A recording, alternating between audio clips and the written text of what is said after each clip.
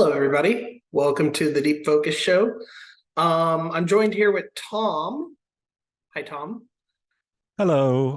It's my first appearance in I think 13 months, maybe. I think the Yeah, Kaufman episode was my last one, so it's Charles good to be back. Kaufman. Charles, yeah. We're going to be talking about the fall of the House of Usher, the new Mike Flanagan show. Um, yeah. What are general thoughts on that show? What'd you think? So I guess a good way to start this discussion is like our history with Mike Flanagan, because I Mm, know it's quite different for both of us. I have a bit of a tricky history with him. I wasn't big on Doctor Sleep. I watched about half of Midnight Mass. There was stuff I enjoyed, but by like the middle of that show, I was just out. But I've never seen the Haunting series, which is his most sort of critically acclaimed stuff. But I was intrigued by this, the cast. I had enjoyed the cast in Midnight Mass, and obviously he likes to bring back his same few people. So mhm. yeah, I was intrigued. What was your history with him? Um, well, I started with this movie called Hush. I believe that has Kate Siegel in it. It's about this deaf lady who, as she's at home, there's a home invasion, and yeah, I liked it a lot. It was very subdued. And then I watched Haunting of Hill House. That took me about a year to finish. It really wasn't my favorite of his, but it's not my least favorite of his either. I know that's kind of a controversial take. I really enjoyed Haunting of Bly Manor, but Midnight Mass, I loved that show. I didn't mind the monologues either. I know a lot of people didn't care for that, probably including yourself. But We'll get into that. yeah, I will say Zach Gilford was much better in that show than this one. Already the Zach Gilford slander has started. I know. Um, yeah, I didn't love him in that show either, but yeah. So yeah, to answer your first question, what did I think? Um, Mixed bag. I think there's some good stuff here. I think there's some very questionable stuff here. I will say my overall outlook of the show is better than it was at the halfway point. So maybe that makes me think maybe I should go back and watch Midnight Mass again because I'd never finished that, and I feel like that did some elements better than this show. This is a very ambitious show. I think we can both agree. It's got kind of got three timelines that it cuts between. You got Mhm. the central framing device of Roderick Usher, the patriarch of the family, I should say, having a meeting to confess his crimes with Auguste Dupin, who is his longtime rival. You have the modern day scenes where all the unsavory stuff happens. We're going to try and keep it spoiler free as much as we can, and then go into a spoiler section. And then you have these flashbacks as well. So it's juggling a lot of things. It's doing it in a modern day setting and trying to adapt the themes of Poe's work, Edgar Allan Poe, I should say. For people who don't know, it's based on a lot of his work. But it's not just sort of adapting the themes. A lot of his poetry is spoken aloud as dialogue, which is hit or miss. Um, so yeah, it feels very muddled in a lot of ways. Like I'm not really sure what the overarching theme of this is, other than rich people bad and pharmaceutical companies bad. Like that's like the main takeaway from this show for me. How about you? What are your initial impressions? Yeah, I mean, if you like Eat the Rich type shows, you might enjoy this. But um, I know you mentioned it's kind of like Final Destination, which I actually coincidentally just watched this past week. I watched all four movies of that. And yeah, it's more of like a sophisticated American horror story. But American Horror Story was bad to begin with, so it's not that much of a bar there. Um, I was kind of impressed by the pilot. I was like, okay, this has a lot of potential. Yeah, I think the first episode is one of my favorites. Yeah. Yeah, definitely, definitely. I mean, it really like you think that you're going in for this epic series, but by episode two, I was like, okay, so this is what's going to happen for the next five episodes. Yeah, Um, I we'll talk about individual episodes in like the spoiler section because episode two, there's a lot of not good stuff in episode two.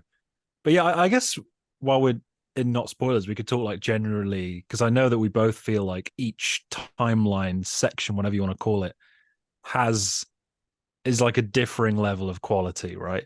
Mhm. Like for me, I think the stuff with Roderick and Dupin in that house is brilliant. I think that's the best stuff in the show.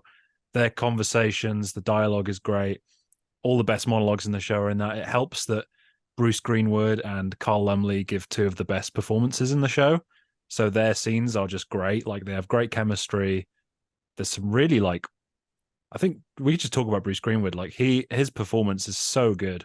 He's juggling so many different things like guilt, regret, paranoia, sort of resigned defeat, a wild temper, and he has this tenderness as well in his interactions with his granddaughter as well.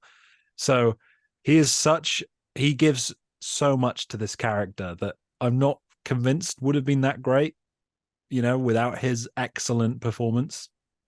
Yeah, And yeah, then in contrast to sort of Zach Gilford's younger version, that yeah. sort of like proves it that all the intrigue, not all, that's harsh, but a lot of the intrigue is coming from Bruce Greenwood. And I think, if he was to get an Emmy nom for this, I wouldn't be against it. Like he's really good in this show. He's really good. He is, yeah. I'd love for him to get an Emmy nomination, but I don't think the Emmys are too hot on Mike Flanagan. It's like the Oscars with horror, right? It's like they're just not going to go for like these genre things. Yeah, yeah, definitely. Bruce Greenwood, I really enjoyed him. Of course, the scenes with him and Dupin, there are some monologues that he pulls from Edgar Allan Poe, and those types of things are just like, oh, okay. Um, Yeah, there's a couple times where it's a bit on the nose as well, where he's like explaining the stages of grief, and I'm like, I remember messaging you during that part, like, yeah, like okay, um, we get it. Uh, yeah. but And then yeah, those scenes in general, though, I think are really good.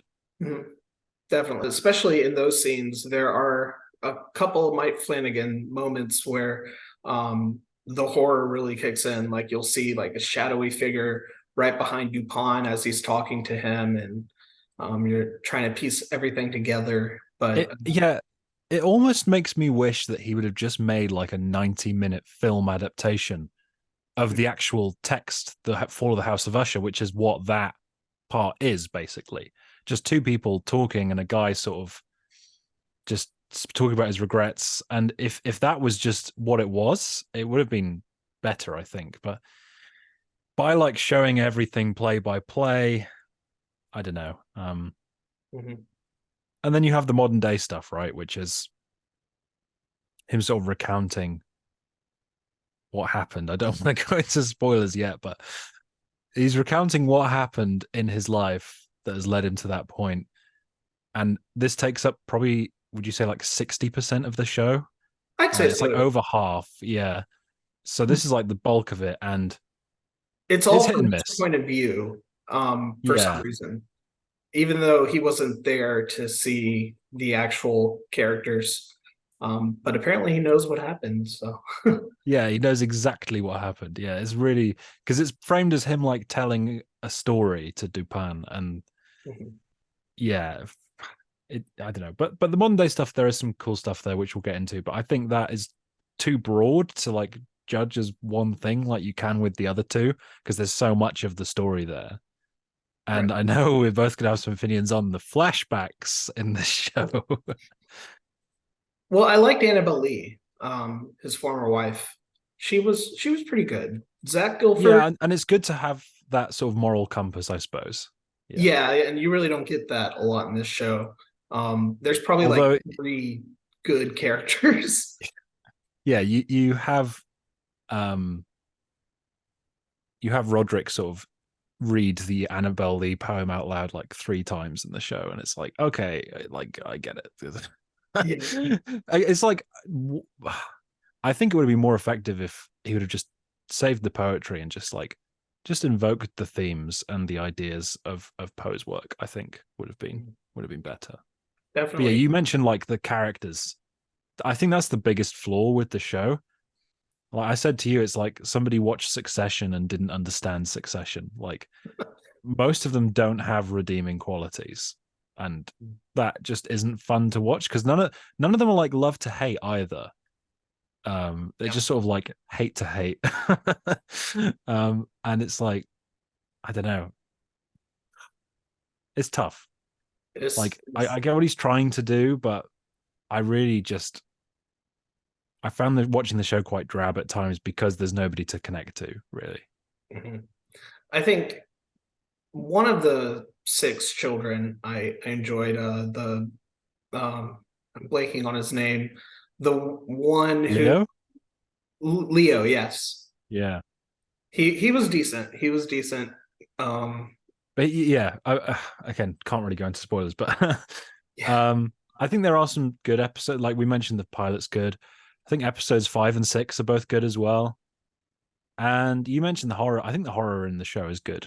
It's definitely better than the drama elements definitely. for me. You get a couple Uh, jump scares, but it's not prominent. Um what I like about yeah, Mike Flanagan is that the horror is really subtle. So like you'll see like a shadowy figure in the background, and stuff like that. There's no like boom. There are a couple though. There was yeah. I one think scene. the only time it gets a bit tired is in the final episode. They overdo it a little bit there, but I think generally you're right. The jump scares are done quite tastefully. Soundtrack was kind of cool. It opens up with Another Brick in the Wall by Pink Floyd. But then by the time you get to the last episode, you realize that's kind of a cheeky choice. um, Yeah, there were a couple other good songs. There's a Nine Inch Nail song, uh, in episode two, and I liked yeah, how they used that. yeah, yeah. And I think the performances, like how I felt with Midnight Mass, are a mixed bag as well. Like I think Kate Siegel is great as Camille. Raoul Coley as Leo is great. I mentioned Bruce Greenwood and Carl Lumley are great.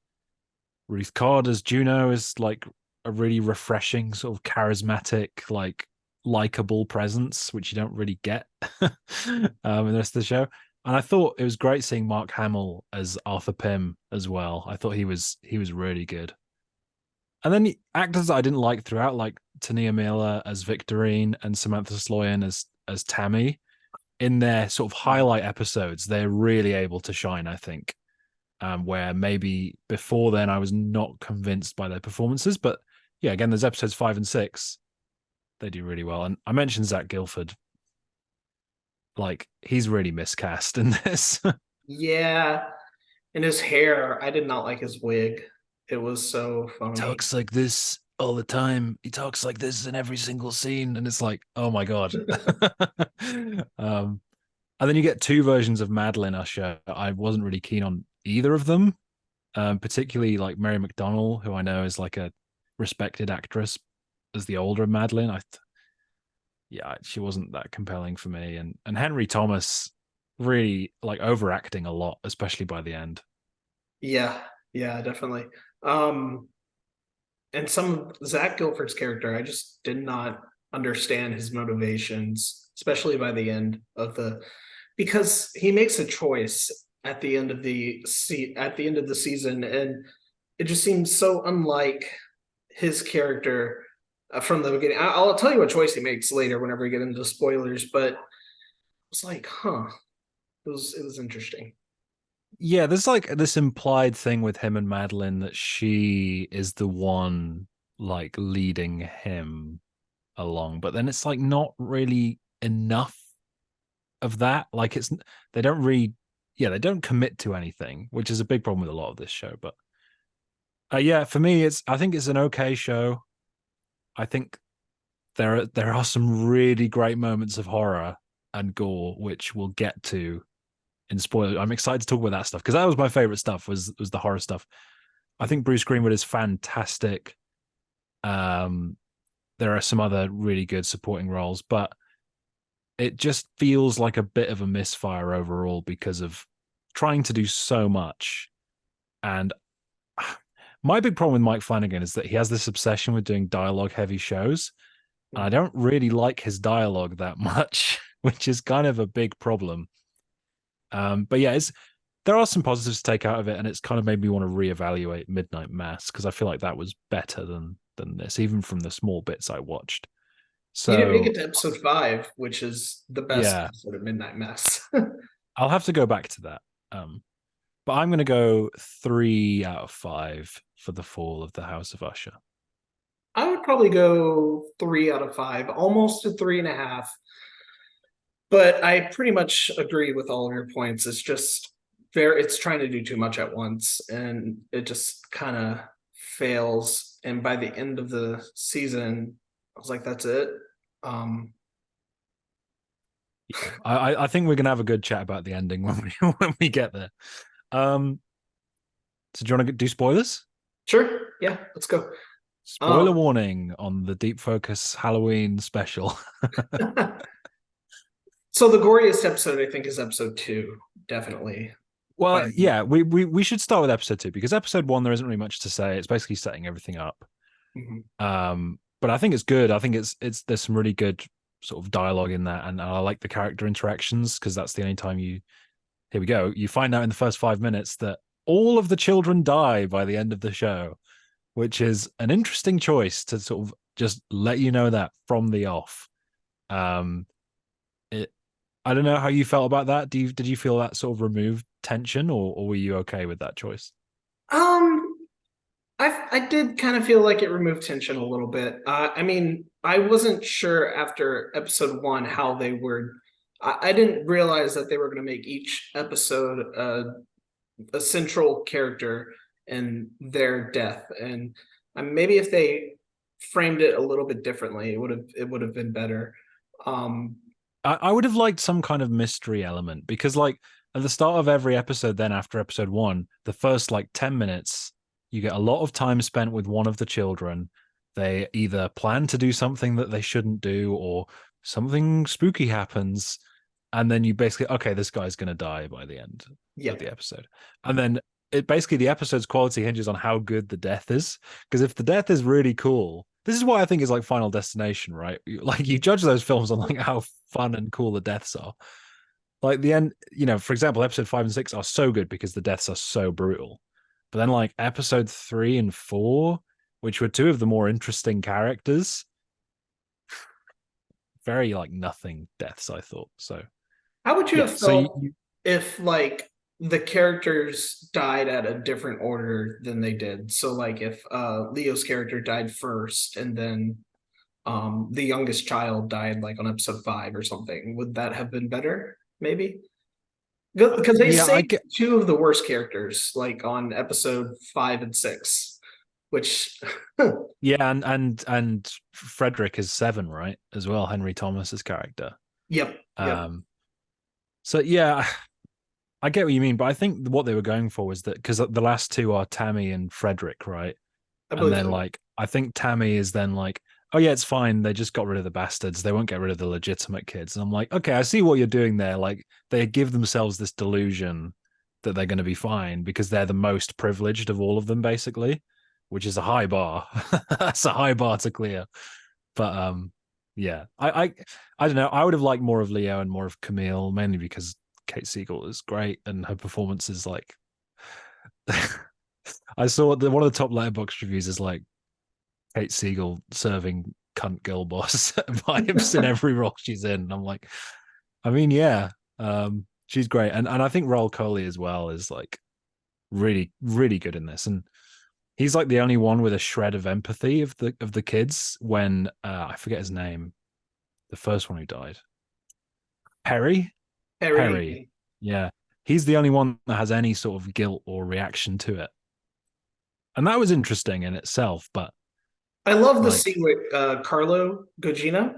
Um, am I saying her yeah, name right? Yeah, Gugino, in I don't know.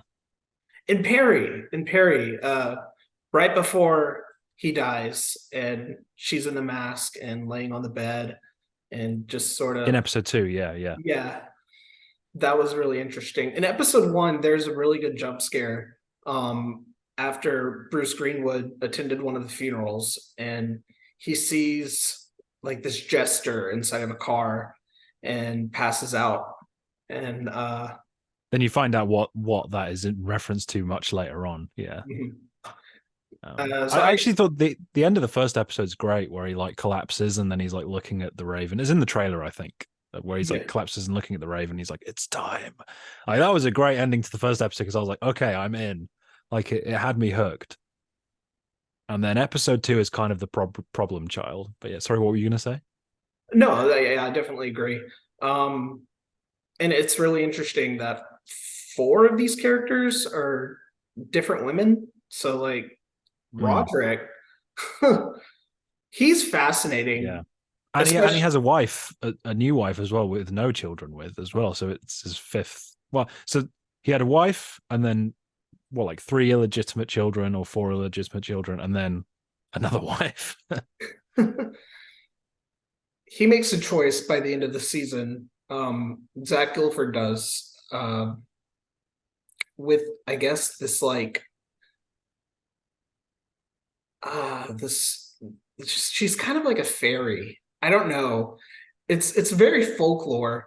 The woman who's like out to get the entire bloodline of this family, Yeah, and they're in yeah. a bar, and he makes the choice to um eventually kill his bloodline. Uh, I'm trying to maybe you can help me out with this. Yeah, it's I get yeah. I think it's because it's revealed as like the big twist at the end because it's kind of a misdirection because I don't know about you, but my impression was that the reason I think her name's Verna because it's like a thing of a raven, you know, Mm. same letters. I forget what the words is for that. Um, but like I think they're going for a misdirection because I assumed that she was out for revenge for something like personal, like a personal vendetta.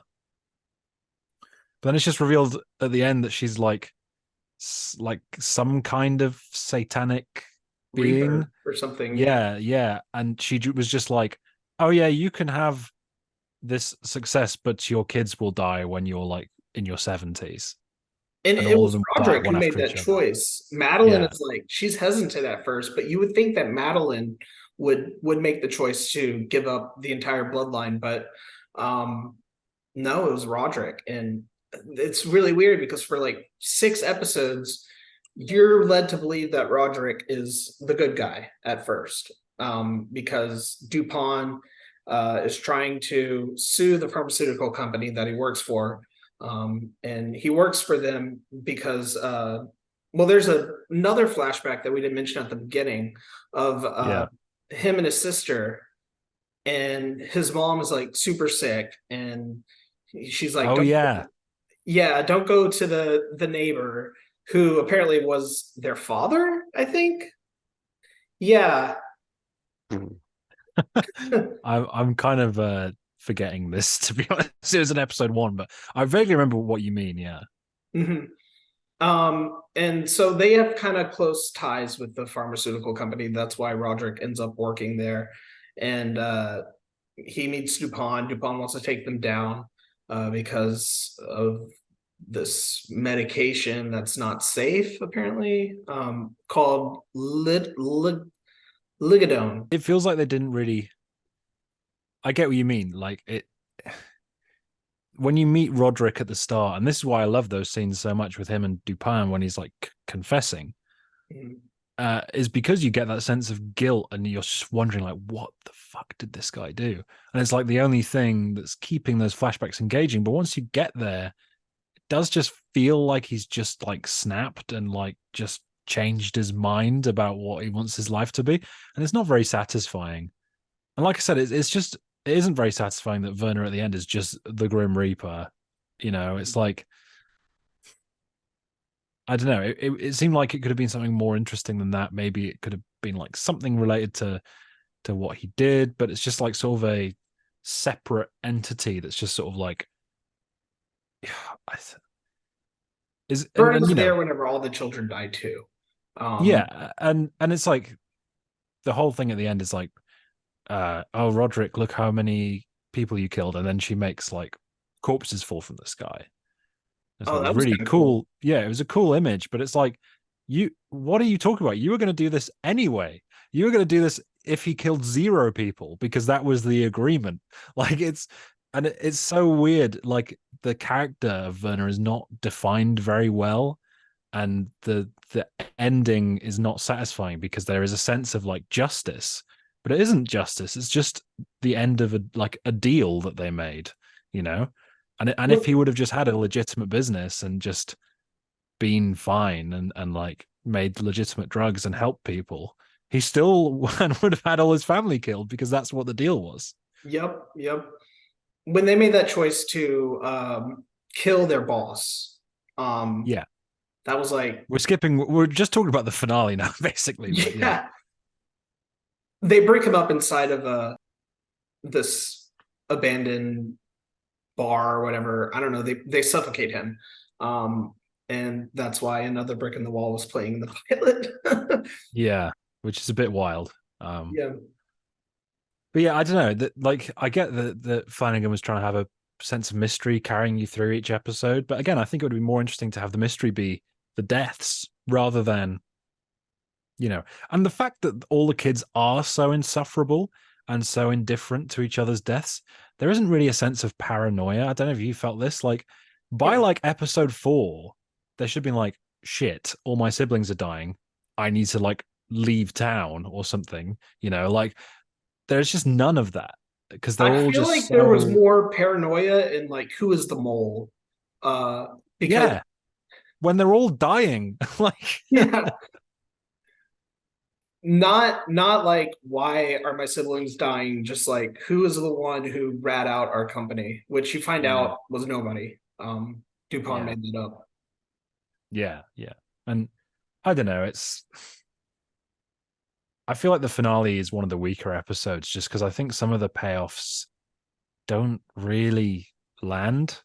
And it's too Like, cheeky. Like the house actually falls. The Usher house yeah, collapses. that happens in the original Edgar Allan Poe thing. Oh, And that would have been like, I don't know. It just the way it plays out is goofy. Oh, we'll get back to the ending later because I want to like go through some of the episodes and then we'll go back to the ending. Because we briefly mentioned episode 2, right? Which I think is a real like key. I don't think it's the worst episode of the show, but that's basically because of the last 5 minutes being so good that the rest of the episode gets a free pass, basically, because there's like you get a montage basically of it's not a montage because it's only no, it is 3 of them because you got Perry and his like orgies. Like he has like a 80-person orgy party, which is really fucking weird. You have Tammy who watches her husband go on a date with an actress and like she gets touches off on that. herself to that. Like Yeah. it's weird. And then you have Camille who sleeps with her 2 secretaries in this like open room office thing. And it's like these are like back to back to back. And at that point, I was like, okay, what are we doing here, Mike? What are we getting that? Because he seems to like sacrifice sort of personality, character, humanity for just like saying, oh, these people are messed up. And there doesn't really feel like there's any depth there. And it just feels like shock value to me. I don't know how you feel. Well, I do know how you felt about that, but you want Yeah, to talk no, about I agree. Harry Thomas's character has a feud with Pierre right before he dies. So Pierre goes Perry, not Pierre. oh Perry, yeah. He goes up to his wife and is like, "Hey, do you want to come to this orgy party?" And she agrees to go. And Which also didn't make any sense. I didn't buy that she'd actually go, but yeah, yeah, me neither, because she's like a family woman. She has a daughter. She yeah, You wouldn't expect that at the beginning. Um, and yeah, Perry probably the worst of the siblings, in terms of how much he actually gave a fuck about the company. Um, yeah. He's a hard one to judge because he is literally only in the first 2 episodes. I thought he was annoying, but I thought most of them were annoying.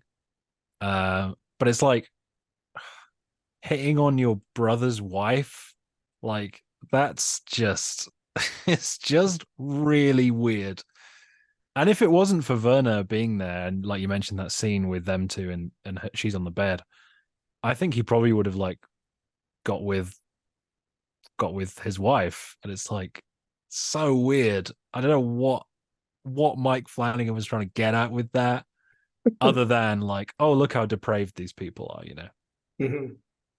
The But only yeah, person who yeah, has remorse for any of the deaths, I would say, is Leo. But um, yeah, even he was a cheater though. Like he was cheating on his boyfriend constantly. But yeah, like at least he had like a reaction to Perry's death, which was something. Um, I don't know, yeah. It's and that was an interesting thing with Leo because I think he's the last one to talk to Perry. I think No, he's one of the last ones because he has like a heart to heart with Perry, which is like one of the very few moments because he's like Perry's trying to get Viagra from him, and they have like a genuinely like nice moment. And then like that was well done because it was like, okay, we know that Perry's going to die at the end of the episode. This is probably the last time they see each other. And then Leo is like visibly distressed the next episode, and then he talks to Camille, and then Camille dies, and mhm. it's like that would I feel like they could have explored that a bit more because they were like kind of onto something there with that like guilty conscience thing with Leo. And then like his episode is really disappointing because he's just like there's just a cat in his house, and then he like tries to kill the cat and then falls off the balcony. He had the worst death. Like that death was so stupid.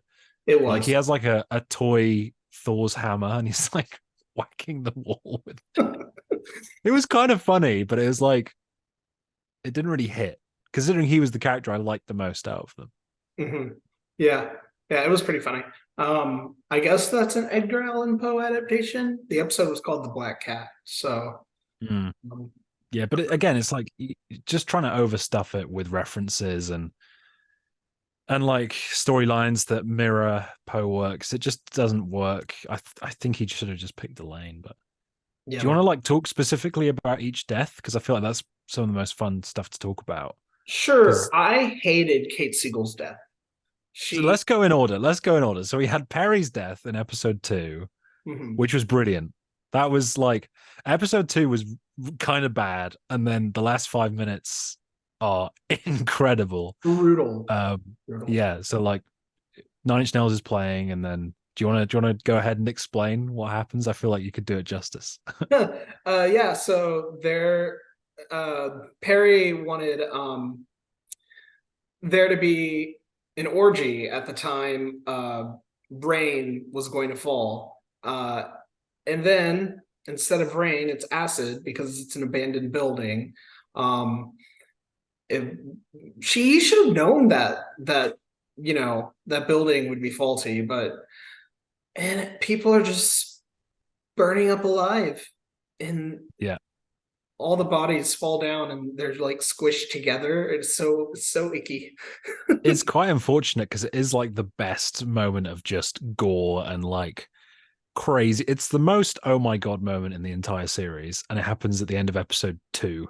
So it's like kind of I get what you're saying where his death maybe should have been episode 5 because like if you could build up his sort of relationship with Frederick's wife and Mhm. then have it culminate at a later point in the series, that would have hit even harder. Oh yeah. Um, but yeah, I think that one is really good. It might be my favorite. Then you get Camille's in episode 3, which you hate. She gets attacked by a bunch of chimps. Um, Yeah, she's like suspicious of Victorine, so she goes to her facility and finds these like chimps that she's been experimenting on, and then gets killed by a chimp. mhm. And Verna is like passing off as a security guard. Um, Yeah, yeah. Um, so Verna and is and there at every death, and her presence is okay at some points, but other it's points, quite corny in others. Yeah, yeah. yeah. And then after Um, that, was Verna there whenever Leo died? I can't remember. yeah, she was like there for some reason. I can't remember exactly the reason, but she was the cat, I think, Oh as yeah. well. That was like implied. I don't remember really. She was definitely there as like a cleaner or something, and Mhm. then yeah, he like starts destroying the walls because he wants to like yeah, he's just going crazy and wasn't really that satisfying. So you get a really good on episode 2, 3 and 4 there. 5 and 6, really good deaths. Really, really good deaths. Episode 5 was Victorine, right? Yeah, And yeah. her death, it's not even her death that's satisfying, it's the twist of the episode that is satisfying.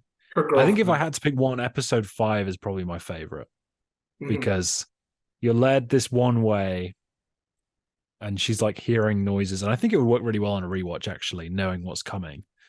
But she's like hearing these noises and she's like, what is that? And like nobody else can hear it. And then you basically find out that it's like it shows her like throwing something at her girlfriend when she like breaks up with her. Then you cut back and then you find out she actually threw something and cracked her head open. That I kind of saw coming. That I was like, okay, well, if we just cut away when she threw something at the door, well, it's probably going to come back somewhere. But I wasn't expecting what came afterwards.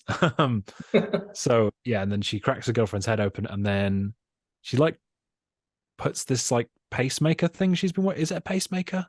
Something Like like she's been that. working on.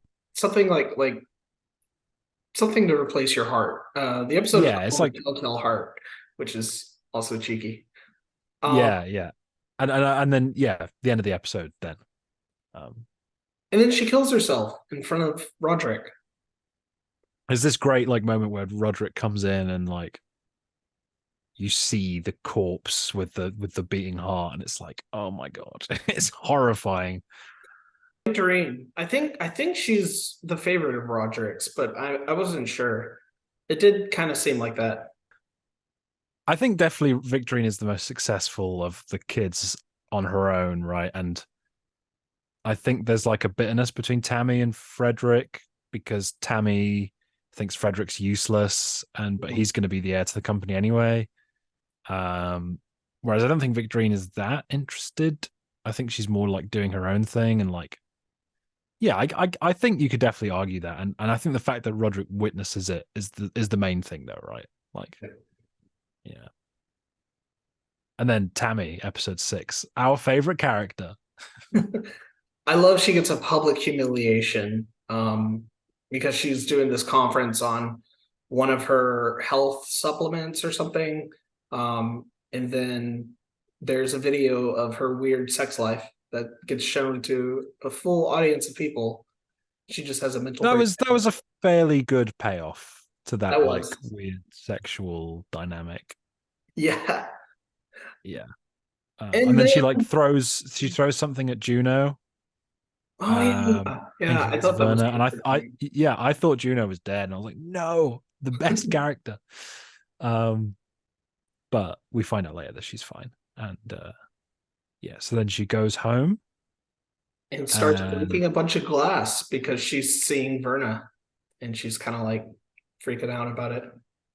yeah, and then she like there's like glass above her bed, and then she breaks that, and it's like the slowest of slow motion as the glass shatters and falls, and you see like her like looking at it, and then just it's so brutal, but so well done.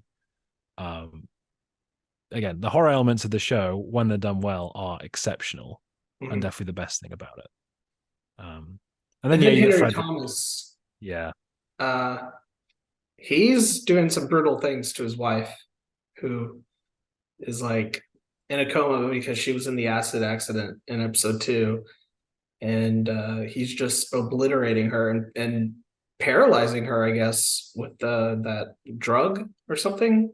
I don't know. He keeps putting things into his system and her system, and he confuses that drug with cocaine, and they're going to demolish the building that Perry died in.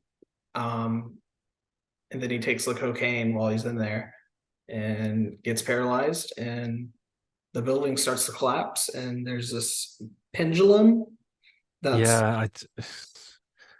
Again, this is probably taken straight from a Edgar Allan Poe thing, but it's Mhm. kind of cheesy. Like I don't know. Um, And the yeah, that one, dialogue that between one, him and that Vernon. one. Yeah, that dialogue's not great. But that's also where you get rest in P as well, which rest in peace, fuckface, I should say. Sorry, best dialogue ever. But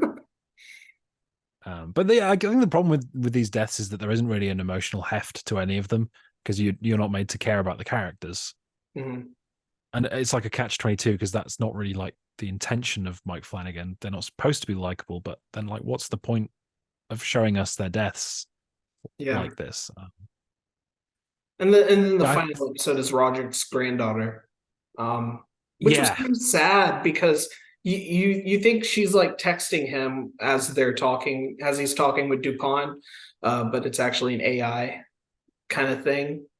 Um, so that was a bit of a surprise. I wasn't expecting her to yeah, die. she does get Mercy killed though, at least. So Yeah. that's something. But she's like a kid. But again, it's like dealing with the consequences of your decisions and actions, and I get it.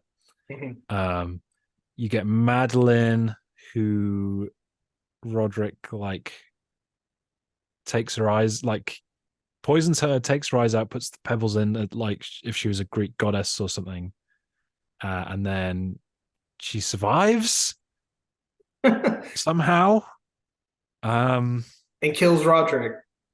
yeah, and then they basically kill each. Well, yeah, she kills him, and then the house collapses, and they both die. Right. Mhm. That scene was so goofy. Like it felt so out of place, and especially in those scenes with him and Dupin, felt so grounded. And then you get that, and it's like Yeah. um. But yeah, I think the last thing I want to talk about in the spoiler section is Werner as an antagonist, Mhm. which I think we did touch on a little bit, but yeah, it's like I just felt like Carla Gugino is doing a fine job, but like I didn't like she's trying to do this like chameleon-esque thing of like embodying all these different characters as they or different versions of herself as they witness the different deaths. Mhm. And I just don't know that like we talked about the resolution of her like just being the Grim Reaper. Like how did you feel about her as a character on the whole? Like I did love the bar scene, as she's negotiating with the Madeline and Roderick.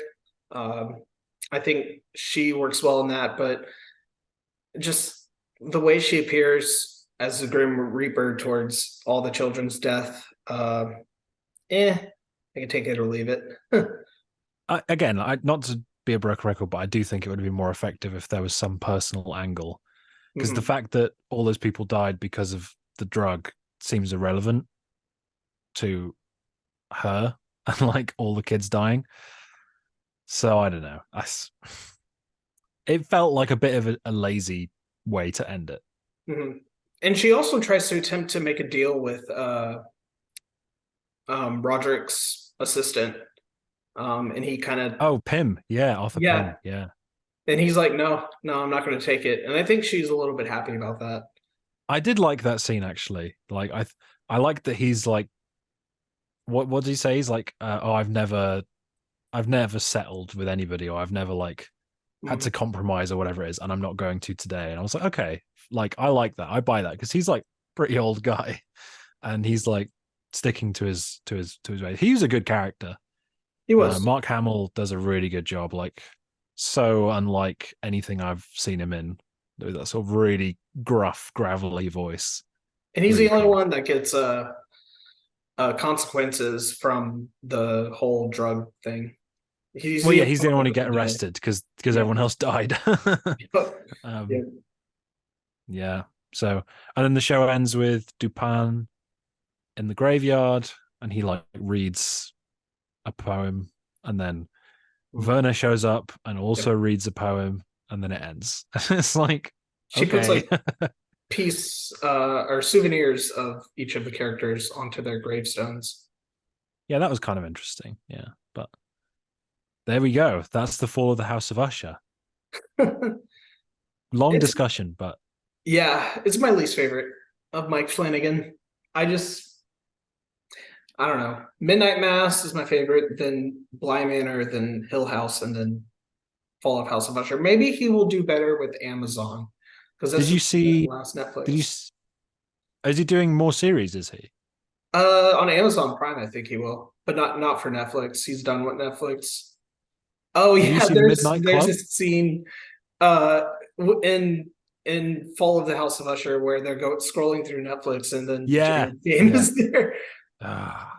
Oh But my it's like how Midnight Mass is, isn't it a book yeah. in his first few series, which that's kind of cute because Midnight Mass was like his passion project and he Mhm. was like trying to get it made and then so he's like leaving clues to it, but I don't know. He's a very cheeky guy, Mike Flanagan. He is. Um, did you see the Midnight Club? His No, other I Netflix haven't. show? No, I think that one's less well regarded than the others. Really. Um, I think those are the five he's done though. And I think but he's doing a film next. He is. Um, and Well timed. I think it's got Kate Siegel and Raoul Coley and Mark Hamill. Um, Hmm. and then like new people like Karen Gillan and Chiwetel Ejiofor, and it's quite a big cast. I didn't watch I think House it's a of Usher. Stephen King. I think it's a Stephen King adaptation. Oh, again. Interesting. Yeah, That'll be his third one. yeah. Well, his originals are basically Stephen King adaptations for the most part. Yeah, Um, yeah, but there was a lot of Stephen King vibes in the Dupin and Roderick scenes. I think that definitely. felt very like Stephen King type of framing device. But yeah, we've talked about the show a lot. If people have sat through this and not seen the show, respect. Yeah. Thanks everybody for watching. Maybe Let Tom us know will. what you think. Yes, yeah. Tell us in the comments. And then what's your favorite Mike Flanagan show? And yeah, Tom, you might come on for Lost, maybe. Maybe we can get Yes, a some Lost related content. While I'm here, I'm going to plug my channel Tom Williams Videographic, which will hopefully have some TV content coming very soon after this video comes out. cool, Maybe cool. related to the Fall of the House of Usher and 2023 TV in general. So check that out. And yeah, we'll do a video on Lost once we both finish it. That'll be Sweet. fun. Happy Halloween, everybody. Bye. Bye.